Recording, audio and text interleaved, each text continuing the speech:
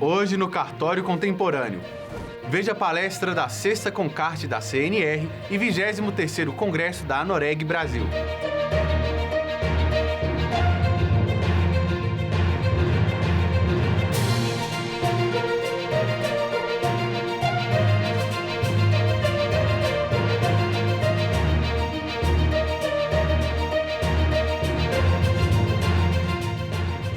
A 6ª Concarte da CNR e o 23º Congresso da Anoreg Brasil aconteceram nos dias 30 de novembro e 1º de dezembro de 2023, em Brasília.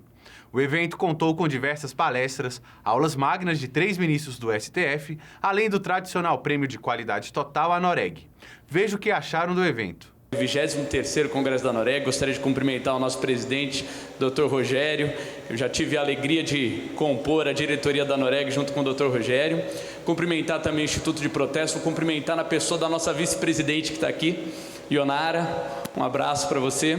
Cumprimentar meus colegas de painel, cujas palavras eu recebi com muita alegria, doutora Alice, doutor Ricardo, porque toda a apresentação que eu tenho aqui é de uma experiência que nós temos na parte de protesto, que na verdade ainda está no âmbito piloto, e também a proposta de que nós tenhamos um trabalho de regulação que envolva o que o GAFI trabalha muito: a supervisão feita pelo CNJ, o destinatário da informação, que é a Unidade de Inteligência Financeira, o COAF, e a autorregulação dos notários e registradores, que é exatamente nesse caminho que nós estamos tentando trabalhar no âmbito dos tabeliães de protesto.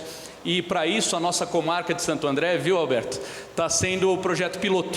Nós estamos ali penando, correndo atrás de como isso pode ser implantado. E aí eu tenho uma grande alegria de falar depois de meus bons amigos, Maurício, Alberto, e falar uma coisa: eu tenho uma tristeza de não tê-los na minha correição, né? Ainda bem que eu não preciso de um advogado acompanhando minha correição, mas é uma tristeza não ter um amigo realizando a correição, embora estejamos ali na mesma comarca. Bom, iniciando aqui a apresentação, qual a situação que nós temos hoje em relação às comunicações realizadas pelos tabeliães e pelos registradores? Excesso de comunicações obrigatórias, poucas comunicações suspeitas, pouca análise prévia. Nós temos feito comunicações obrigatórias, mas poucas análises em relação ao que deve ou não ser comunicado, pouca eficácia nessas comunicações, como nós vimos pelos números do COAF, e também falta de parâmetros.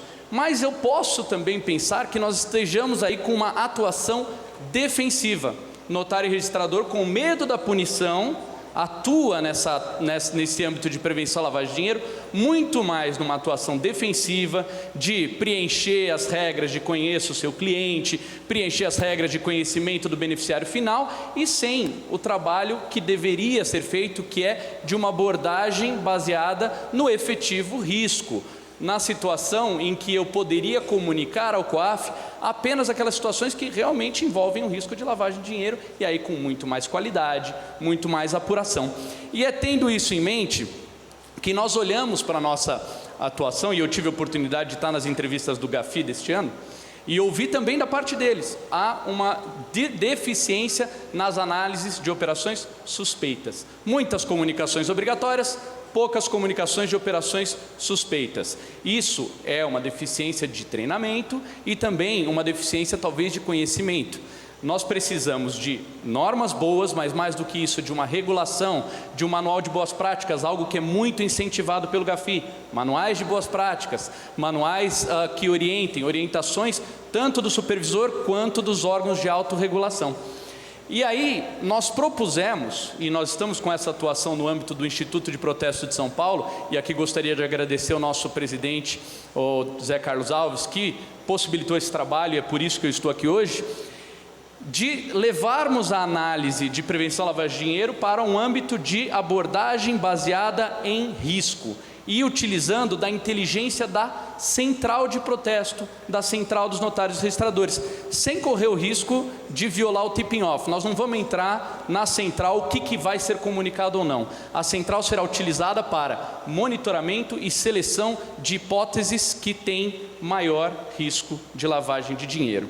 E qual é a nossa ideia? A central enriquece esses dados, imaginando uma central de protesto, congrega todos os tabeliães de protesto. Então não vou ter só as informações de Santo André.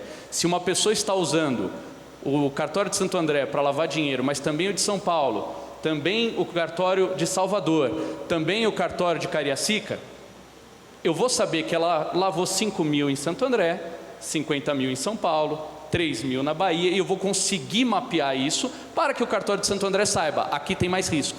Embora aí tenha sido um volume pequeno, essa pessoa movimentou muito no sistema nos últimos tempos. Então eu teria mais visão para isso. E com essa ideia, nós estamos desenvolvendo, e é aí que entra o pedido de trabalho conjunto com o órgão supervisor e com o destinatário das informações, uma matriz de risco. Para essa matriz de risco, num primeiro momento, estamos usando as próprias orientações do GAFI. O GAFI tem um manual, né, chamam guidelines, de abordagem baseada em risco para profissões jurídicas, seria essa a tradução, né, que são as legal professionals. E ali tem as informações do que seriam hipóteses de risco, risco de cliente, risco de operação e risco geográfico, né? Você tem aquele cliente que está sediado em países com tributação facilitada, enfim, essas situações.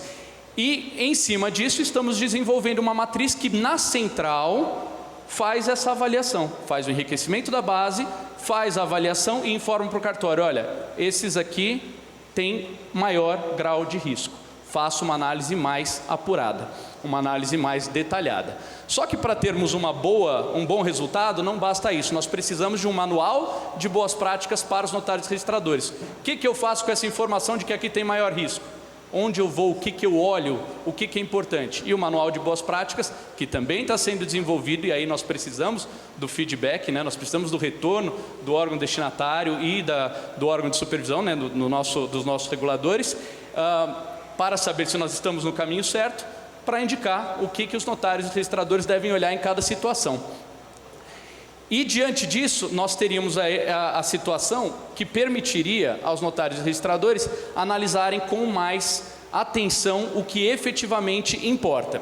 Essa seleção que é feita com a matriz de risco, como acabei de mencionar, leva em consideração os riscos de cliente, risco de operação e risco geográfico, que já estão lá nas normas do GAFI, nas recomendações, do GAFI, e que nós podemos trazer e nos inspirar nelas, e levam para o notário e registrador um pouco mais de eficiência. Por quê?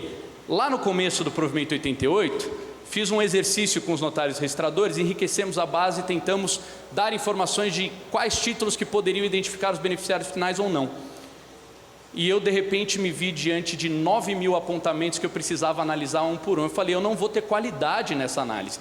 E aí comecei a olhar, nossa, microempresa, duplicata de R$200, nunca teve outra operação.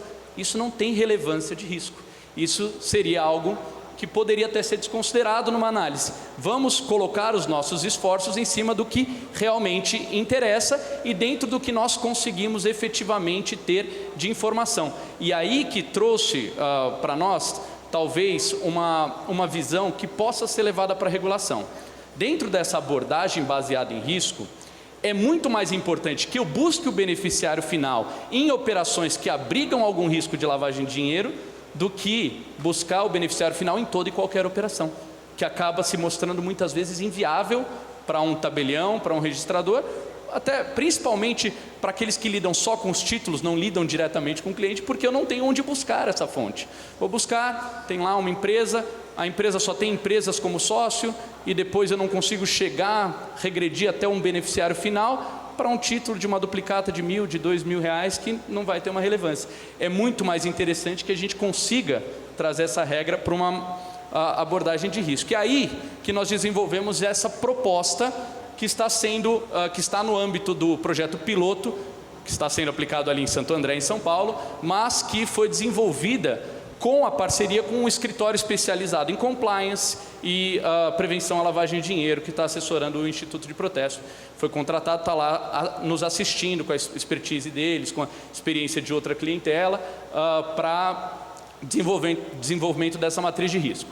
Então nós recebemos a matriz de risco, desenvolvemos a matriz de risco, enriquecemos com a base do SERPRO e com a base de pessoas expostas politicamente, usamos o sistema da central para uma seleção do que tem maior risco, incluindo essa matriz, e informamos ao tabelião de protesto onde há maior risco. de lavagem de dinheiro ou não, para que possa ser feita uma análise mais aprofundada.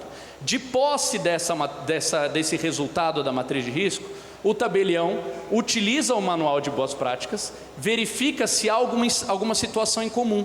Então eu posso receber, isso aconteceu diversas vezes, uma matriz de risco que diz, aqui é uma pessoa física, com um título de crédito que eu não sei a origem, mas eu ali, presente, conheço as relações e sei que aquilo resulta de uma relação comercial efetivamente existente. Isso é arquivado, não comunico ao COAF. Por outro lado, recebo lá, olha, essa empresa teve 900 mil reais de duplicata em laticínios. Poxa, conheço essa pizzaria. É uma pizzaria pequena de bairro que abriu faz um mês. Todas pagas no cartório. Se houve lavagem de dinheiro ou não, eu não sei, mas que está estranho, está bastante estranho, aí eu posso sim comunicar ao COAF. Muito mais qualidade, muito mais apuração nessa informação. Outra situação, a matriz me informou, teve uma operação muito grande em cima de uma empresa que é microempresa. Opa, até aí tudo bem, ela pode estar mudando, saindo de virar microempresa para demais portes. Eu sei onde é o endereço, uma sobreloja Sala 2. Opa, peraí, qual que é o ramo de atividade dela? Também estava lá na matriz. É uma metalúrgica, Sala 2 de uma sobreloja, uma metalúrgica. Tudo bem, pode ser o escritório. Vamos ver quem é o sócio. Sócio único, uma pessoa de 19 anos. Já teve alguma atividade empresarial? Não. Opa, então aqui tem alguma coisa bastante estranha, vamos comunicar.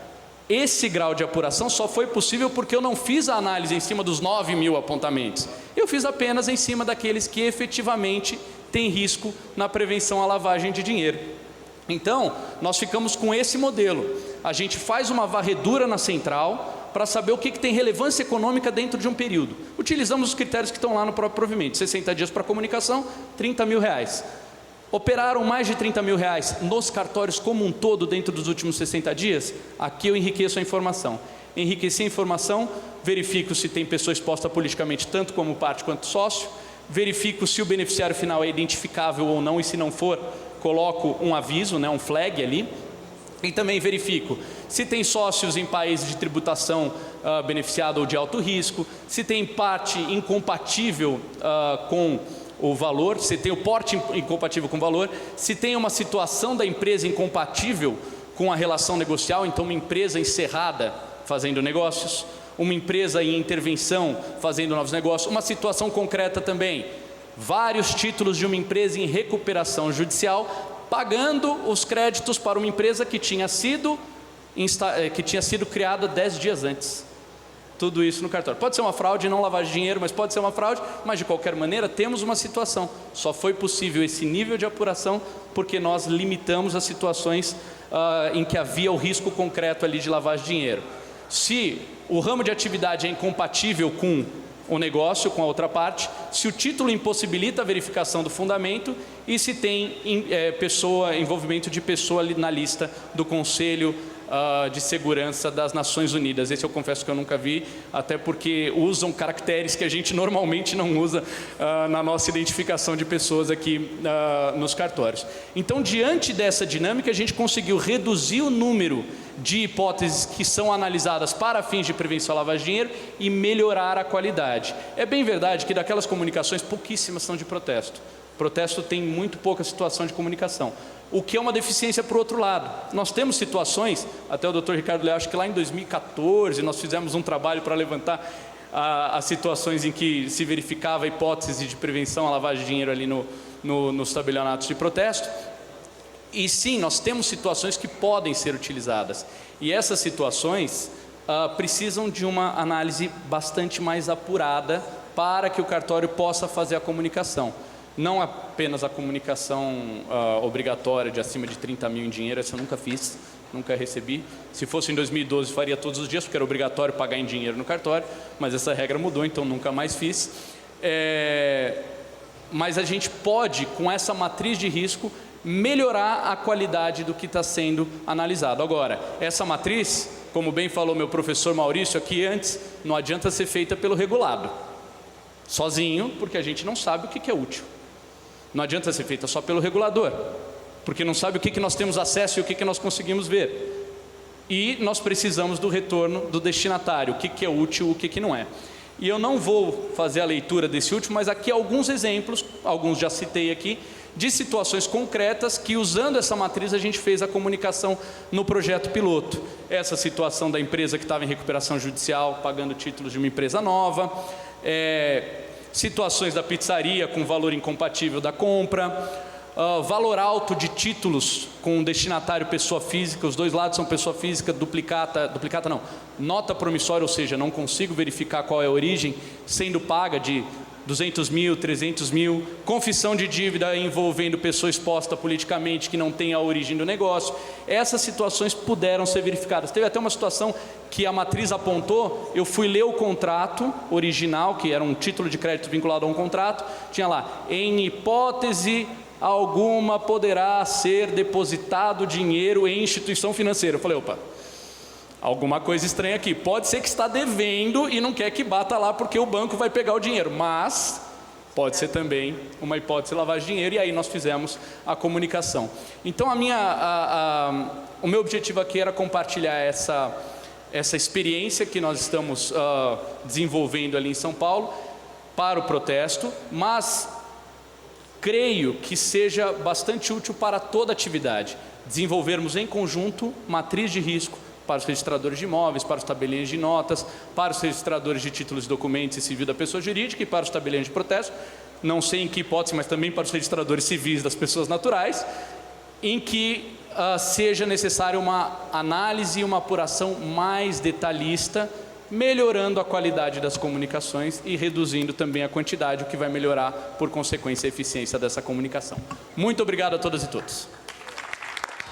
Veja o que os participantes acharam do evento. O congresso foi maravilhoso, está de parabéns a toda a equipe, Rogério Bacelar, Jaqueline, Fernanda, todo mundo que organizou. O congresso foi um imenso sucesso, presença de ministros do Supremo Tribunal Federal, falando da importância dos meios notariais e registrais para a segurança jurídica da população brasileira. Estou muito feliz de participar, sempre participarei. O Instituto de Títulos, Documentos e Pessoa Jurídica do Brasil sempre apoiará as iniciativas que vêm da ANOREG e da CNR.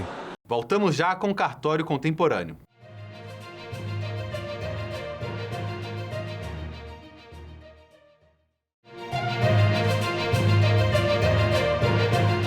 O primeiro Cartório Talks falou sobre regulação, o diálogo necessário entre o Poder Judiciário e o extrajudicial, ONRs, SERP, LGPD e LAI.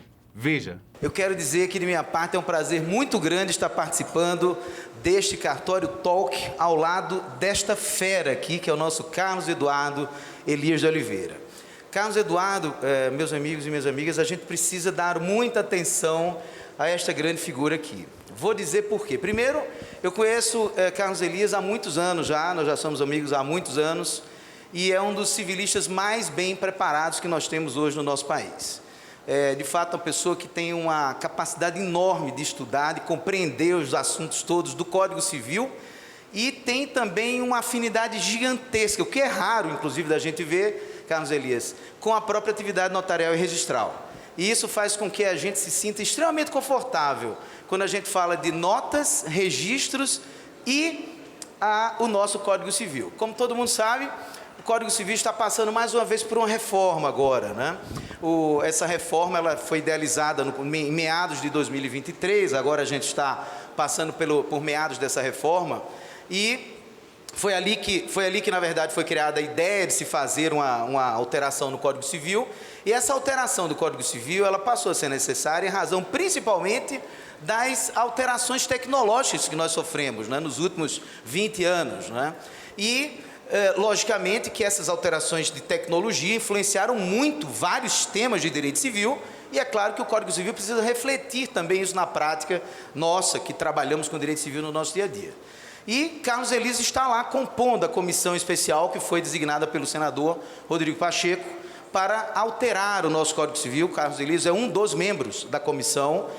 A comissão ela é presidida pelo nosso ministro Luiz Felipe Salomão, também tem uma capacidade enorme também de compreender temas de direito civil, e tem duas relatorias em andamento. Carlos Elias está numa subcomissão, que é a subcomissão de contratos, e nessas duas relatorias nós temos o professor Flávio Tartucci, que ao lado da professora Rosa Neri, comandam a comissão, fazendo ali essas alterações que estão agora mesmo em andamento, e logicamente que para o comecinho do próximo ano nós vamos ter essas alterações já prontas para então serem aprovadas, né? Mas eu combinei com o Carlos Elias que a gente tem que ficar em pé aqui. Cartório Talk tem que ser assim, ó, eu e ele assim, junto, e a gente batendo papo sobre esse assunto. E a primeira pergunta que eu faço é o seguinte: quais são as diretrizes gerais da Comissão de Reforma do Código Civil, né? Acho que isso é importante a gente dizer para todo mundo compreender bem o que está acontecendo. Em primeiro lugar, é um prazer imenso, imenso estar aqui, ao lado de grandes juristas, grandes professores e grandes tabeliães e registradores.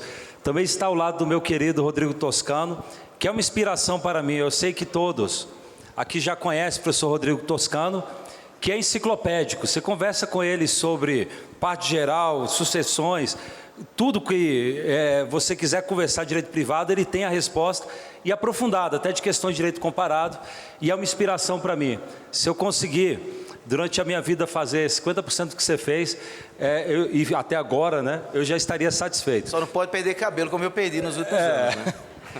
Queria também cumprimentar aqui a nossa querida Fernanda, que sempre está presente, tem uma proatividade incrível.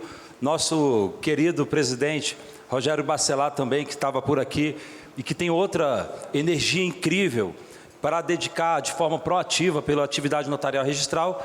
Cumprimentar a doutora Carolina, que é uma máquina, não só no conhecimento jurídico, mas também de trabalho, e que faz a Corregedoria Nacional de Justiça continuar brilhando. E isso sob a batuta do nosso querido ministro Luiz Felipe Salomão.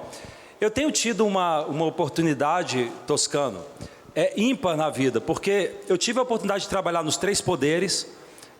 No caso, no STJ, eu era assessor, mas peguei um pouco de como funciona os bastidores fazendo minutas de voto e tal. Depois fui para o Executivo, fiquei como advogado da União e vi como funciona o Poder Executivo como um todo, e fiquei viajando o Brasil inteiro para poder ver isso. E depois tive a alegria de, no Legislativo, entrar nesse concurso que é um pouco raro, que eu literalmente ganho para estudar e redigir leis. Então, várias leis recentes, tive a alegria de participar da redação. E advogo, o cargo permite, então acabei jogando em todos os campos do time, vamos dizer assim. E no Senado, especificamente para os serviços notariais registrais, já tem algum tempo, eu não tenho pretensão, porque não recebi essa honra divina, de fazer concurso para tabelião ou registrador. Mas há muito tempo eu já amo a atividade, vivo respirando a parte intelectual da atividade. No Senado houve algumas oportunidades. Por exemplo, na Comissão de Desburocratização, a gente sugeriu e foi acolhido arbitragem para os cartórios, scroll account e várias outras questões de desjudicialização que nasceram, ficaram à deriva e até chegar o senhor do tempo e permitir que nascesse agora, com a lei das garantias, algumas hipóteses novas de desjudicialização. Outras também que houve agora, Toscano, foi da execução judicial.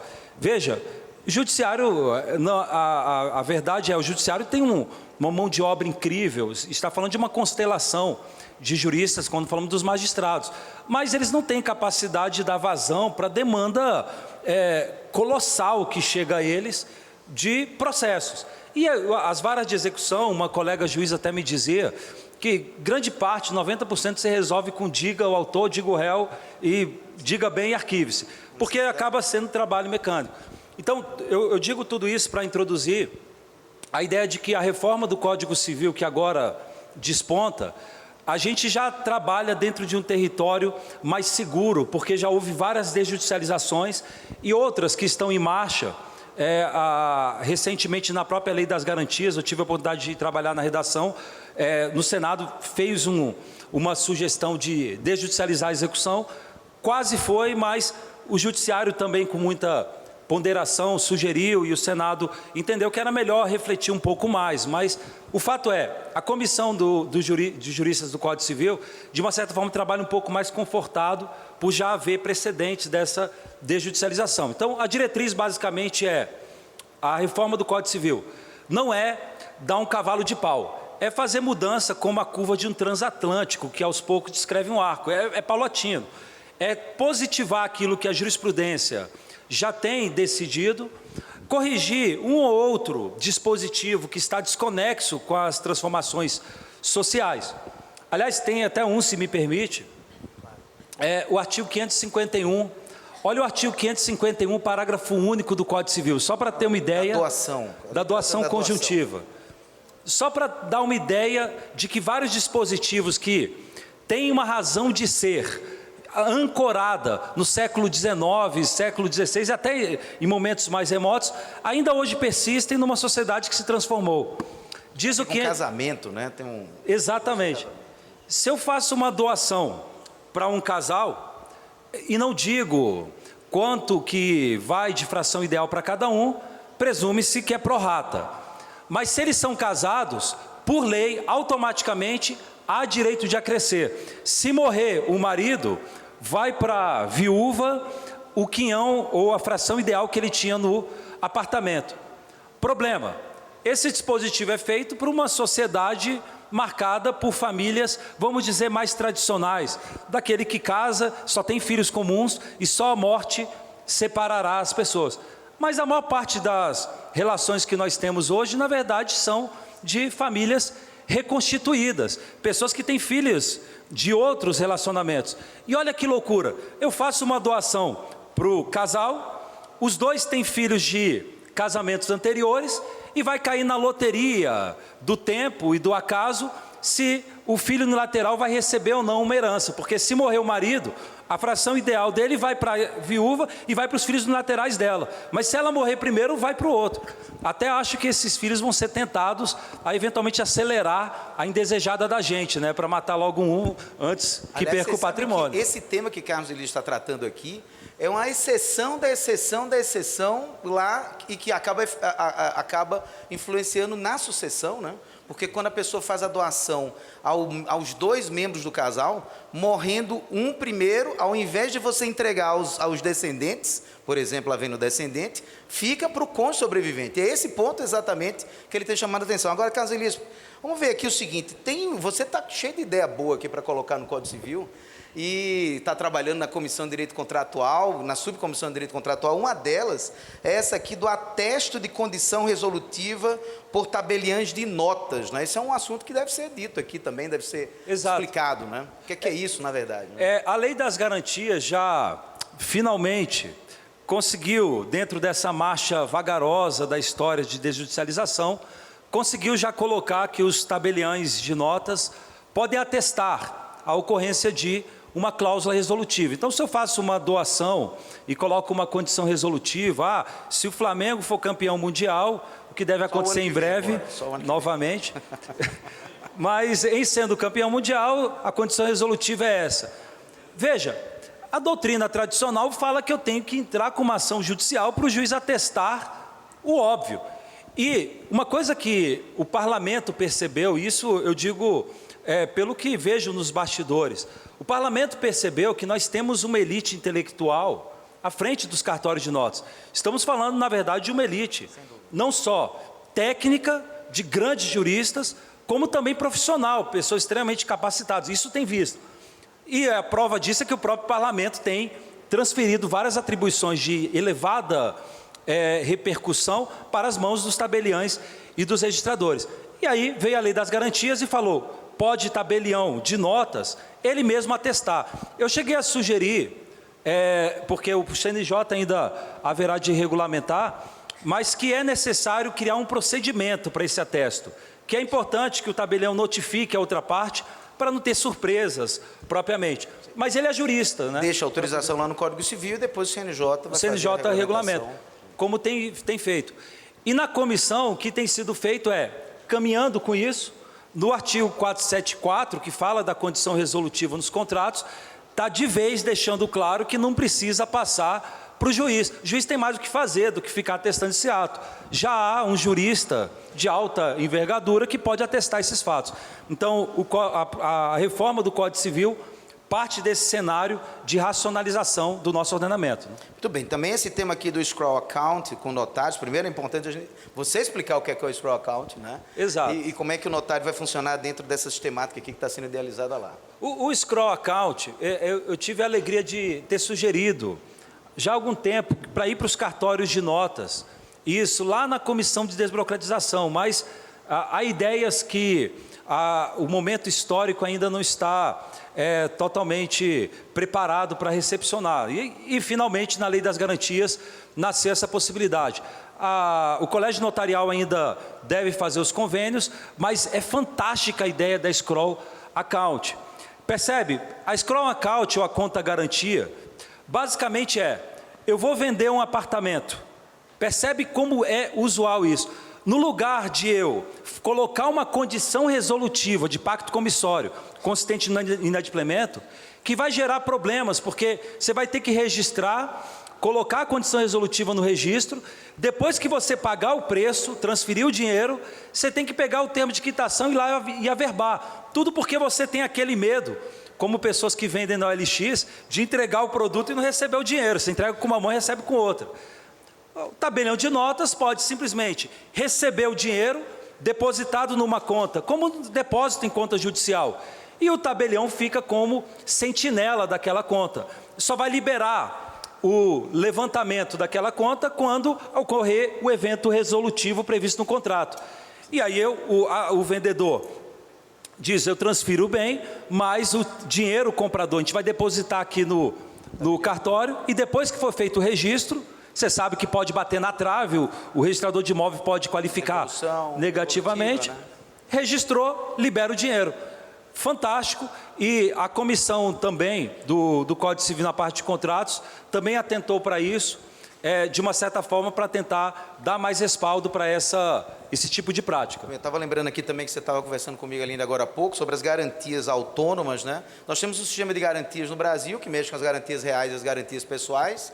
Nesse sistema de garantias reais, a gente tem algumas coisas que praticamente não se usa mais, a não ser até depois, lá na subcomissão de direitos reais, tem que se verificar o que é que vai fazer com anticrese, por exemplo, né? Para que anticrese? Aquela velha pergunta: alguém já viu a Constituição de anticrese, né? E da última vez que o Brasil foi tratado da anticrese agora, foi lá na lei da multipropriedade, ainda tratou mal, né? Quando tratou mal. E logicamente dentro desse sistema de garantias que a gente tem lá, das garantias reais e das garantias pessoais, agora a gente vai também trabalhar de modo mais claro aí com as garantias autônomas. Acho que também vale uma explicação sobre esse tema, né? Em relação às garantias, eu não poderia jamais falar de um assunto desse na frente do nosso querido professor Dipp sem homenageá-lo, porque ele é um dos maiores autores quando se fala em garantias também, hipoteca e tudo mais. Mas as garantias, há alguns objetos exóticos no Código Civil, destinados a mais ser coleção de museu, como anticrese, que precisa ser extirpado. Claro. Mas a comissão de coisas verá isso. O fato é que não são só as garantias reais que são utilizadas, as garantias pessoais também. Atualmente o que nós temos é a fiança. A fiança, ela é péssima, péssima. Péssima porque o fiador é uma figura escorregadia, ensaboada, porque na hora que você vai executar e tentar penhorar bem do fiador, ele vem lá e saca da cartola um coelho dizendo: você deu exoneração, você deu moratória, estou exonerado da fiança. E há várias cascas de banana para o credor. Por isso que no comércio internacional, não se utiliza fiança, se utiliza garantia autônoma. Há professores, inclusive, que chegam a escrever que no comércio internacional a garantia autônoma é o sangue que corre nas veias do comércio internacional. Exatamente. Porque, na verdade, o que é a garantia autônoma que vai ser positivada, claro, se for aprovado no final do Código Civil? Basicamente é o seguinte: é chamada de autônoma porque o garante se obriga perante o credor a pagar um determinado valor, e o credor não necessariamente precisa estar individualizado agora, pode ser alguém que, por primeira demanda, venha com os requisitos previstos no contrato, demandar esse credor. Então poderia ser uma espécie de garantia ao portador, vamos dizer assim, mas também pode ser individualizado. E a ideia é: ocorreu o evento resolutivo, ou o evento previsto no contrato, ele vai pagar. Ocorreu o sinistro, o inadimplemento, ele paga. Não importa se tem nulidade do contrato principal, não importa se deu moratória ou não deu moratória, a garantia dele é totalmente autônoma, é independente em relação à obrigação principal. E a ideia dessa garantia autônoma, que já é um pouco utilizada no Brasil, às vezes com o nome de performance bond e também seguro fiança, de uma certa forma, funciona um pouco assim. A ideia é permitir que isso seja popularizado, mas com um detalhe: a fiança não é de todo descabida. Essa regra que o Código Civil coloca para a fiança, tornando o fiador uma figura ensaboada de difícil captação, ela tem uma razão de ser, porque a fiança foi feita pensando na pessoa natural. A pessoa natural, e é uma questão de dignidade, ela não pode ficar presa a determinadas obrigações em determinadas hipóteses. Então, a legislação, de uma certa forma, coloca mais dificuldades, vamos dizer assim, para você executar o fiador. O que fizemos, então? Garantia autônoma, só pessoa jurídica pode outorgar.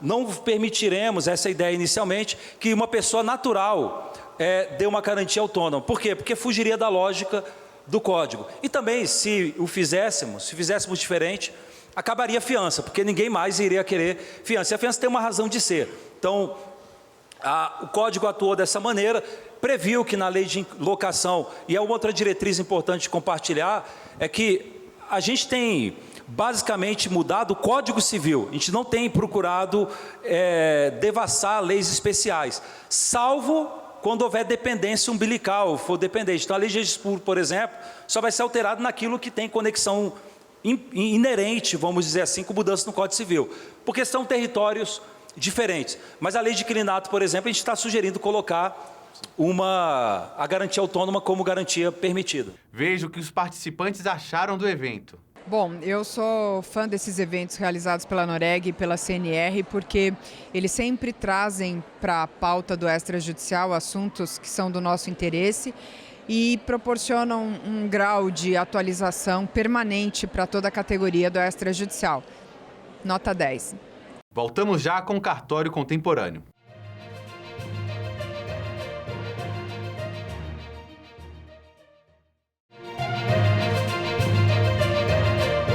O primeiro Cartório Talks falou sobre regulação, o diálogo necessário entre o Poder Judiciário e o extrajudicial, ONRs, SERP, LGPD e LAI.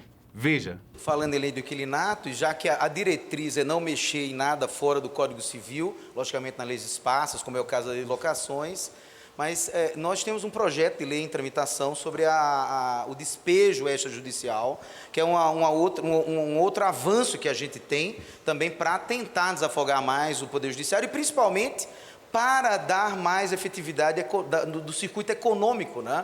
A gente sabe que hoje a gente leva mais ou menos de 2 a 3 anos para despejar um inadimplente. Não tem o menor sentido a gente gastar tanto tempo para a gente tirar de um imóvel uma pessoa que não paga mais o aluguel, né? E a ideia justamente desse projeto, que eu sei que em princípio a comissão não vai querer tocar nesse assunto, que mexe mais lá na lei 8.245, né, da lei de locações, mas acho que é um tema que de repente, lá, claro que a comissão, o desembargador Marco Aurélio Bezerra de Mello, quem está cuidando da comissão, aliás, é direito contratual também, essa poderia ser direito contratual, não sei como é que você vai mexer com isso, mas enfim, de todo modo, qual é a ideia do despejo extrajudicial, ou vamos dizer assim, um despejo híbrido, né? Ao invés de a gente passar todo aquele período do processo de conhecimento para saber se a pessoa está pagando ou não, o procedimento passa a ser totalmente extrajudicial. E começa, pelo projeto de lei que a gente tem em andamento, começa pela ata notarial, realizada pelo tabelião de notas, para mostrar que existe um contrato que está inadimplido. O tabelião vai lavrar a ata notarial e, em seguida, o registrador de títulos e documentos vai fazer a notificação para pagamento daquilo que é devido, inclusive sendo enviado uma cópia, digamos assim, de um extrato da dívida, né? E, se não houver pagamento, automaticamente se lavra mais um ato notarial para dizer que, a partir dali, você já pode despejar a pessoa e você vai abrir mais um prazo para a pessoa sair espontaneamente do imóvel. Se não sair do imóvel, aí sim é que você vai ao judiciário, para que o judiciário use a força, logicamente, do Estado, para que a pessoa saia dali. Mas só em a gente ampliar e colocar em prática essa ideia, a gente já ganha muito tempo naquela primeira etapa da ação de despejo, que é o que tem travado muito as relações locatícias brasileiras atualmente, né? Exato. Mas, Carlos, eles falam, você ia falar alguma coisa. A comissão... Sempre é bom te ouvir. Não, a gente fica aqui ouvindo a tarde toda.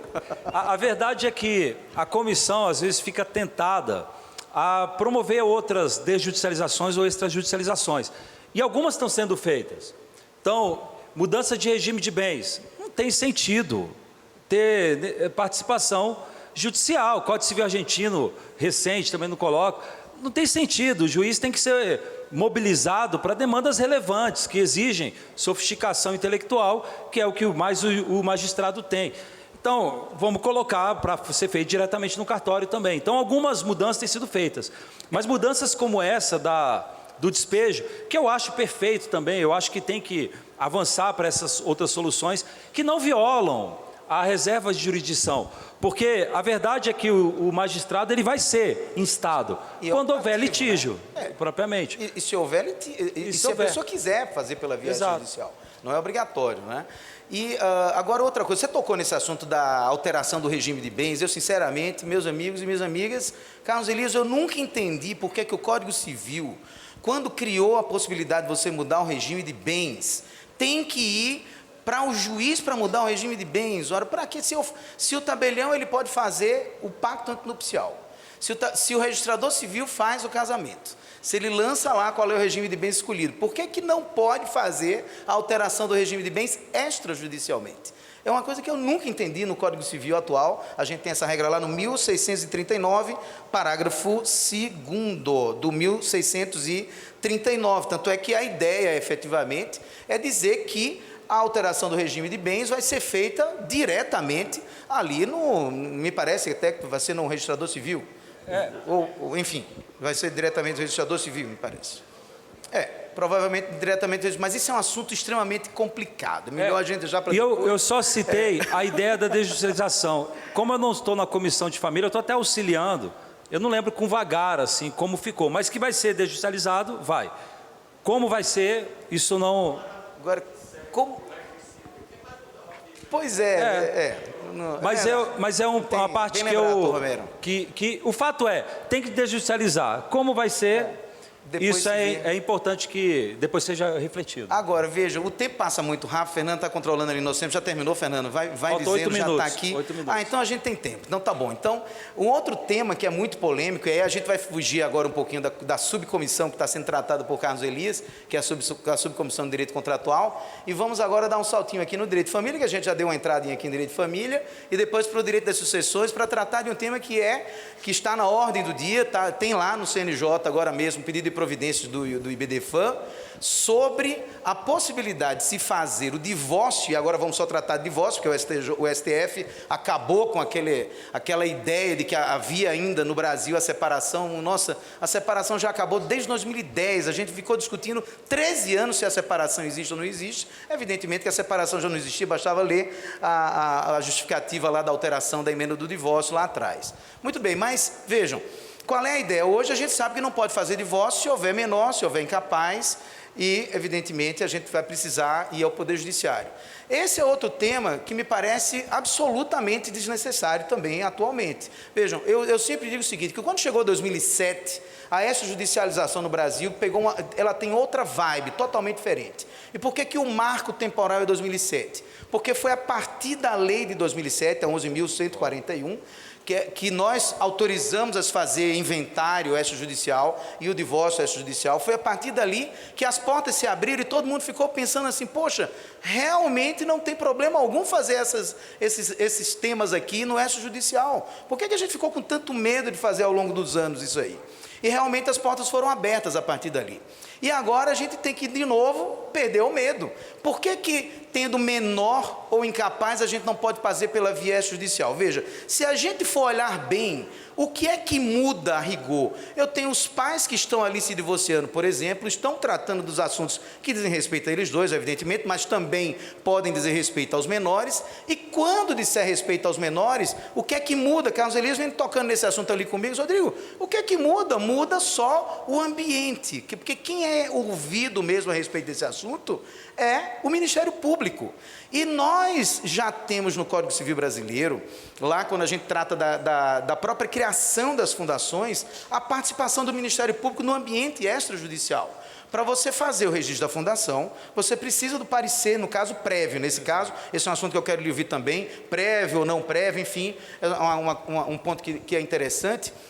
Então você pode ter lá o parecer prévio do Ministério Público e a partir dali você cria a fundação e depois o Ministério Público fica inclusive fazendo a fiscalização da fundação ao longo do tempo. Muito bem, o que é que impede agora, por exemplo, me parece que isso é plenamente possível, claro que eu sei que isso vai precisar mexer no Código de Processo Civil e não no Código Civil, porque esse tema está lá no artigo 733 do Código de Processo Civil, mas o que é que impede, por exemplo, a gente dizer que o tabelião vai lavrar a minuta? Por exemplo, eu vou dar um exemplo aqui da atuação do Ministério Público anterior à lavratura da escritura, que tal, na minha cabeça me parece um pouco melhor, mas eu não nego que a sua ideia também seja boa, a gente vai escutar Carlos Elias já. Mas vejam, por que a gente não pode fazer a escritura de divórcio, pedir para haver um procedimento lá dentro do Ministério Público para checar se tudo está caminhando bem nos interesses dos menores ou incapazes, na hipótese, e depois que isso for aprovado mediante um parecer do Ministério Público, que pode até ser lançado no próprio ato notarial, não vejo problema algum também sobre isso, e você então lavrar o ato e quer economizar um tempão com isso também, ao invés de a gente estar inclusive travando a função econômica, a função social dos bens, que inclusive podem pertencer aos menores nas estipulações de favor terceiro, que a gente está muito acostumado a ver no caso de divórcios, né? Mas eu queria lhe ouvir sobre essa questão do pós, né? Sobre a eficácia, você de repente travar um pouco a eficácia do ato notarial, talvez possa ser uma boa ideia também, né? E esse é um ponto que, não sei, eu tenho a impressão que o pessoal da Comissão de Sucessões tá bancando essa ideia que é perfeita. Veja, alguns dos senhores, sei que já foram magistrados e alguns até atuaram em vara de família. Pergunto, quando que, em processo de separação ou divórcio, separação antigamente, havendo acordo entre os pais quanto à guarda dos filhos e alimentos, e havendo parecer favorável do Ministério Público, me diga se você já viu algum caso em que o juiz discordou de todo mundo e falou, eu sei o que é melhor. Os pais concordando e o Ministério Público a favor. Zero, isso não acontece. Pode acontecer em uma ou outra hipótese, por alguma situação exótica que sempre existe por aí. Mas a verdade é que o sistema não dá para ficar sobrecarregado com demandas que não demandam efetivamente a intervenção jurisdicional. Veja que a Constituição estabelece que é o Ministério Público que é o fiscal da lei. O juiz não é, ele é um fiscal da lei no sentido amplo da palavra, como todos os integrantes das funções essenciais de justiça e do Poder Judiciário são. Mas não é a função vocacional dele de viver fiscalizando.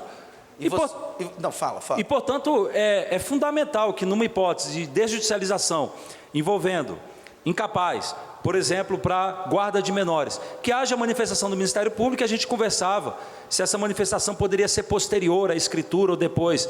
Eu concordo contigo refletindo que é melhor ser antes. E diz que ela só tem eficácia depois do parecer do Ministério Público. Pode ser Essa também. Seria uma boa ideia. Ou manda a minuta da escritura para o Ministério Público, nos modos que tem na fundação, quando você manda o estatuto, o Ministério Público faz o parecer e autoriza o registro. Exato. Talvez, no caso aí, logicamente, guardadas os devidos ajustes que sejam necessários para o ato notarial, assim também vão fazer, né? Perfeito. Mas você estava lembrando outro ponto também, que a gente não pode deixar de dizer aqui, que isso não amplia o tempo de trabalho do Ministério Público. Isso é um tempo interessante também, né? Porque há quem diga assim, você vai começar a sobrecarregar o Ministério Público com demandas.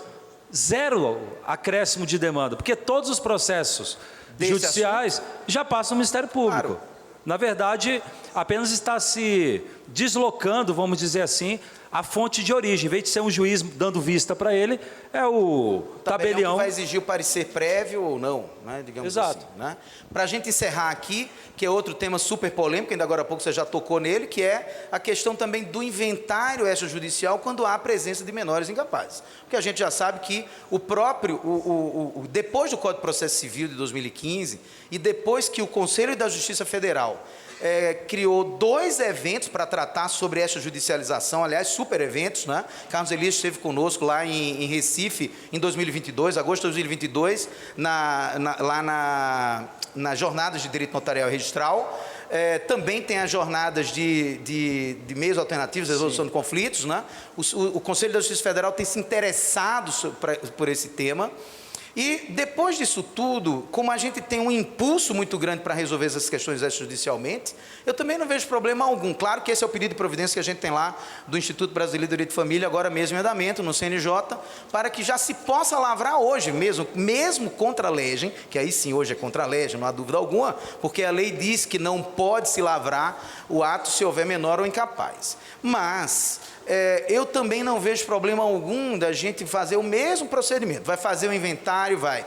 Tem menor ou incapaz? Tem. Então, lavra a minuta, manda para o Ministério Público checa se todos os assuntos relacionados aos interesses dos menores incapazes está ok, manda de volta para o tabelião e o tabelião lavra a escritura do inventário, mais uma vez, economizando muito tempo com essa etapa também. Sei que esse tema é um tema um pouco mais polêmico, né? Mexe um pouquinho com aquele nosso subconsciente de que a gente estaria mais seguro no ambiente judicial, digamos assim, mas é apenas uma impressão, tanto é que ao longo desses anos todos a gente já tem vários outros atos sobre esse assunto. Eu estou vendo que o nosso o tempo terminou. Vocês vejam o seguinte, que conversar com o Carlos Elias, eu chego a conversar com o Carlos Elias horas a fio no telefone. A gente tem um prazer muito grande de se encontrar. Infelizmente, a gente ia se encontrar amanhã cedo lá em Natal. Ele vai viajar para Natal agora, eu não vou poder viajar para Natal, mas Carlos Elias é dessas pessoas assim que tem um tema interminável, pessoal. Entendem de tudo que vocês puderem imaginar e, graças a Deus, Carlos Elias gosta do tema notarial e registral. E isso é muito bom, a gente tem pessoas inteligentes que gostam dessa temática para justamente criando essa dinâmica que esse tema hoje envolve. Aliás, Carlos Elias, e para a gente encerrar mesmo, porque eu converso para caramba, na semana passada nós tivemos lá na Universidade de Salamanca, Flávio Tartus estava com a gente também, você acompanhou de perto também o evento, e um dos temas que a gente tratou, eu levei esse tema para mostrar lá aos espanhóis, como é que o Brasil já evoluiu na questão da extrajudicialização, e todos ficaram muito impressionados, como o nosso exemplo, o exemplo brasileiro é um exemplo muito além do tempo a essa altura. E mais um ponto interessante, os estrangeiros hoje se interessam em escutar civilistas brasileiros. Essa é uma questão muito interessante, que aliás a gente não tinha antes. Antes nós tínhamos o contrário, né? Nós nos interessávamos em escutar os europeus, nós queríamos escutar os portugueses, os franceses, os italianos, os espanhóis, para saber quais são os temas que eles levam adiante lá. Hoje eles ficam impressionados com a nossa capacidade criativa, né? Como é que a gente já avançou muito no Brasil a respeito desses assuntos. Mas olha, eu vou passar a palavra para você fazer aí as considerações finais, que a gente já está com o cartão vermelho aqui dado. A gente tem Terminamos e agradeço muito a atenção.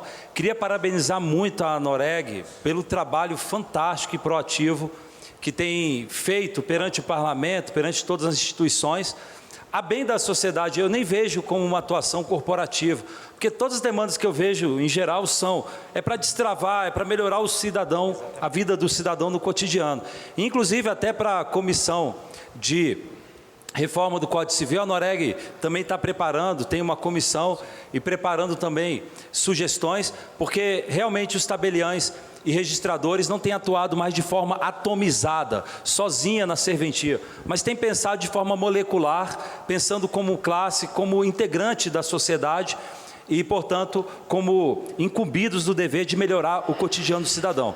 Mas eu digo para os senhores e para as senhoras, vocês vão ouvir agora palavras muito mais geniais e afáveis e cativantes com o nosso querido professor Hércules Benício, uma máquina, e o nosso querido Bernardo Chesi também. Está todo mundo ali. Um abraço para todos. Por último, eu quero dizer o seguinte, que é um prazer muito grande de minha parte estar participando mais uma vez deste congresso, já não é a primeira vez, logicamente, que eu estou por aqui, e fazer um agradecimento especial a você, Rogério. Rogério sempre nos dá essa oportunidade de estarmos aqui juntos. Rogério Portugal Bacelar é o líder da classe, né? E um super líder da classe.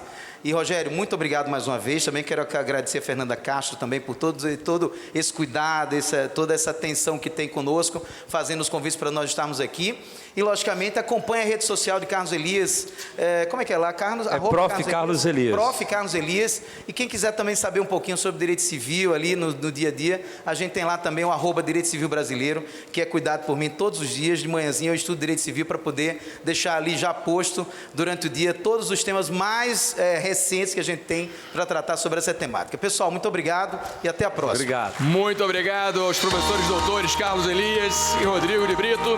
Veja o que os participantes acharam do evento. Esse congresso é o maior da classe, né? E a importância dele transcende o extrajudicial. É importante também e principalmente para a sociedade. Aqui no congresso há uma troca muito rica de experiências, não só dos titulares de serventias, mas também dos membros de poder, dos ministros do Supremo, dos parlamentares, dos chefes do Executivo, que também participam conosco. Então é um momento muito importante para a troca aí de experiências. Esse foi o Cartório Contemporâneo. Eu sou Duda Meirelles e foi um prazer tê-los aqui conosco. Se você perdeu alguma parte ou gostaria de rever o programa, temos uma reprise toda segunda-feira, 19 horas, na TV Justiça, ou no YouTube da Confederação dos Notários e Registradores. Te aguardo na quinta-feira, 19 horas, na TV Justiça. Até lá!